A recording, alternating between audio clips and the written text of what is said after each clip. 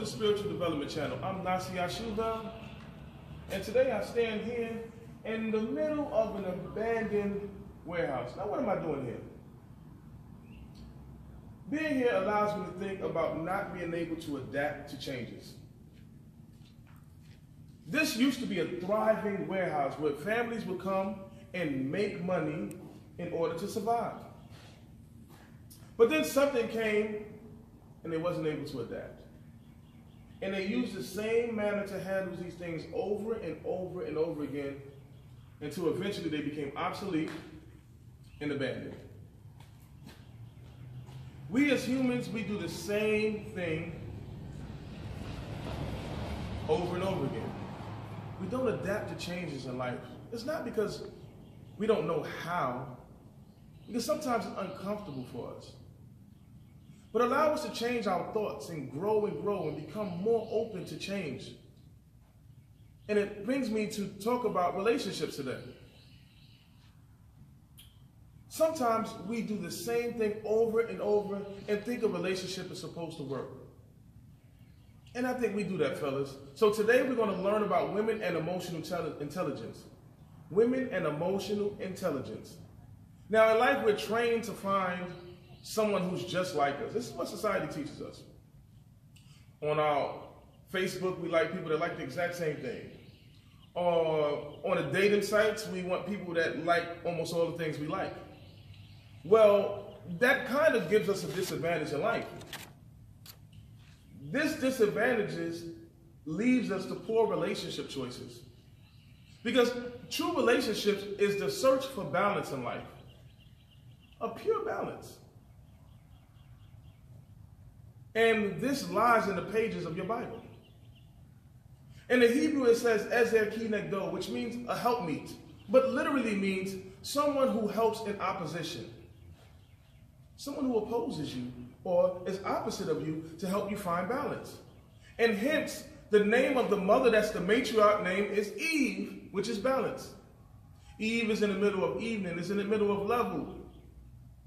Have you ever asked yourself, why are our women matriarchs in the Bible found by a well of water when they meet their husbands?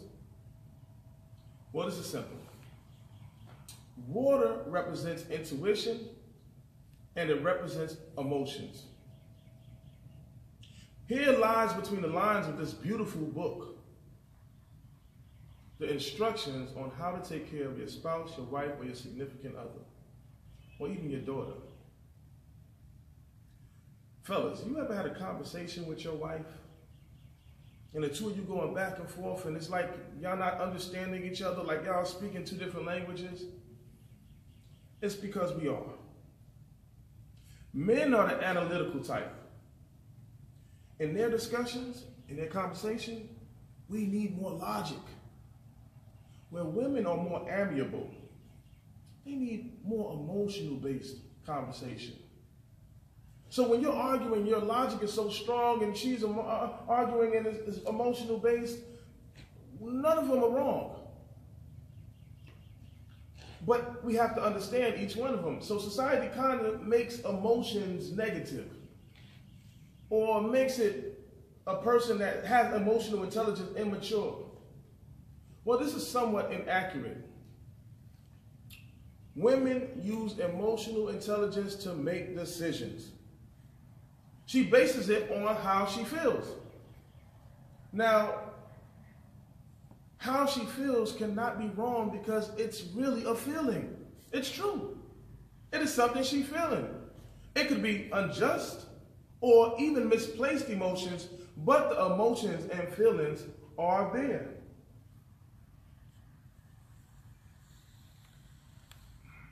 %90 of our decision making, fellas, is emotional based, whether we like to believe it or not. But let's go into conversation with our women. Let's just give a few examples. Women will have an emotional based conversation or argument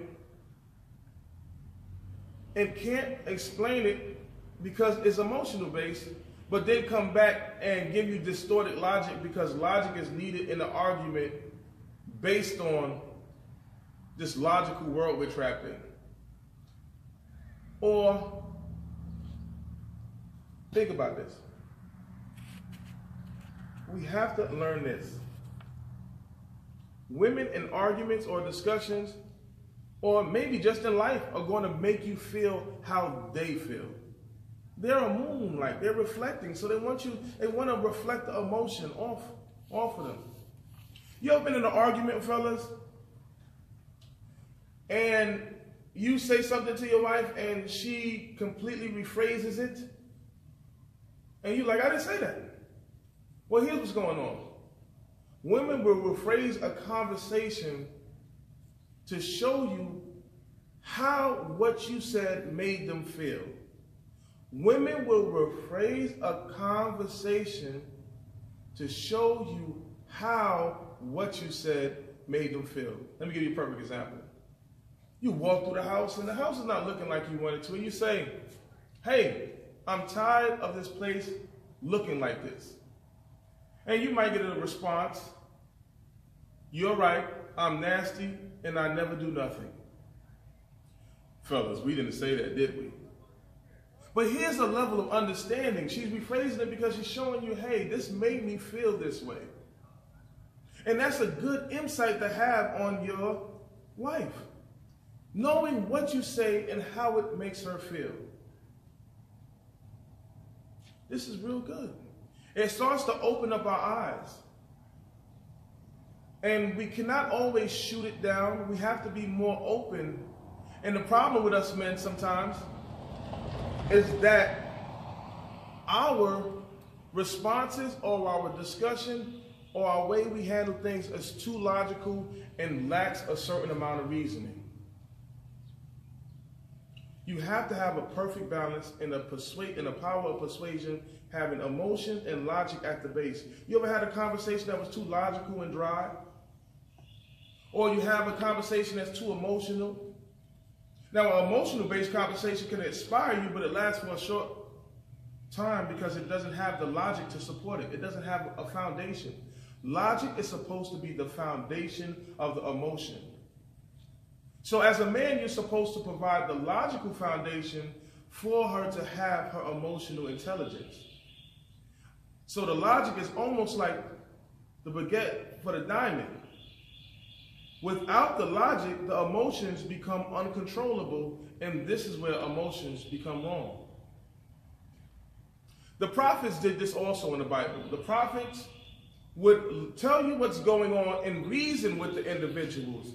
And then they acted it out to show you how it felt emotionally. Perfect example, a prophet will prophesy doom, starvation, and slavery. So they would walk in shackles, hungry and naked, to show the people and make them feel a certain way and give them change. So have a perfect balance in the discussion. So realize, fellas, when you're having this discussion, that you're the analytical type, she's the amiable type, and you are making art together. And you have to realize that emotions are always going to win. And why do I say that? Have you ever tried to convince somebody that their fear is not logically based? Like if someone has a fear of dogs. You try to tell them, hey, the dog won't bite you. Do they go pet the dog? Most of the time they don't. It's a fear. They cling on to their emotions and how things make them feel. Imagine trying to tell somebody that their fear of dark isn't real. Or that they fear of snakes isn't real. Most of the times the emotions is going to win that one out. So I asked you to do this, and we're about to close out, but fellas, see if you can get to the base of your woman's emotions. Women tend to live in the past, men live in the present and the now. Sometimes things you do in the past makes her response in the present day. Sometimes it may not even be based on something you've done. It could be something from her childhood, and she responds to it because you made her feel like something made her feel in her childhood. So get to the base of her fears and show an emotional concern on her emotions. Show you care about her emotions. And make sure that the logic that you will provide will govern and care for her emotions. And if it was you, promise that what you have done in the past was a mistake, and the new you was caring and concerned about her emotions to lead her in the future to provide a better relationship. Emotional intelligence is what makes us human beings conscious. Sometimes we don't understand it or know or exactly can pinpoint what it is, but we know deep down inside of us that something is wrong and something needs to be changed, or you need to do this. So this brings a perfect balance. Remember, she's not you. We are two different people. Analytics versus the amiable. Emotional thinker versus the logical thinker. Have a blessed day. Subscribe and like and share, please.